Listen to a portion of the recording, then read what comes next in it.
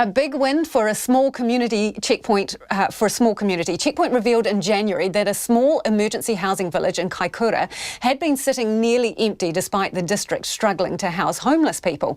The problem was that strict criteria mean almost everyone who needed emergency accommodation wasn't apparently eligible for it. At the time, MB said firmly it was not planning to change the criteria anytime soon. But after our story went to air, things started changing. Our South Island video journalist Logan Church reports. Just over a month ago, I was standing here, in the middle of Kaikoura's temporary housing village. Sitting practically on the beachfront, it was a calm, tranquil place. But that was mainly because no one lived there, despite a perceived homelessness problem. There are 7 units in total, each with 2 bedrooms, a bathroom and a kitchen. But local Māori Council representative Naio Teoa was desperately trying to get her clients into them. Here we have a little village of 7 very vacant units at the moment. Yeah, and so meanwhile, from April, even before, we have had whānau in town on the brink of homelessness and haven't been able to find a place for them, and so they have been relocated out of town. That was in January, but now much has happened, much has changed.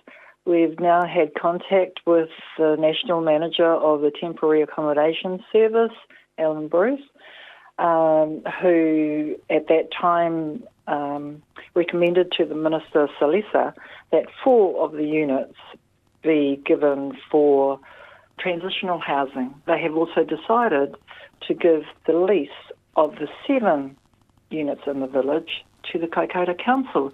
So we're just waiting on the council to go through all their processes before we can get people in there, which is, at the end of the day, the main thing. So what's changed? The village is run by the Ministry of Business Innovation and Employment. And Julia Shanahan of MBIE's Temporary Accommodation Services made it clear to me in January what its position is. We aren't in a position to repurpose the use of the village. Once the needs of that community have been met in terms of earthquake-related building, and that has been completely satisfied, then we will be very open to repurposing the village. In a nutshell, no change on the horizon. However, now, a dramatic 180-degree turn. In a statement, MBIE says 4 of the 7 units will be repurposed and handed to the Kaikoura District Council. The 3 others will stay the same. MBIE says 1 family has already moved into one.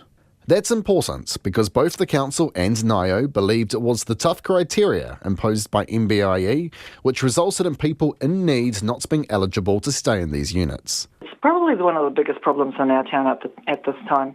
There are no social homes available. There are no rental properties available. People can buy their homes, but not everybody's got hundreds of thousands of dollars to do that. So I guess that they saw that the public could see that there was something fundamentally wrong with that, and they were exposed.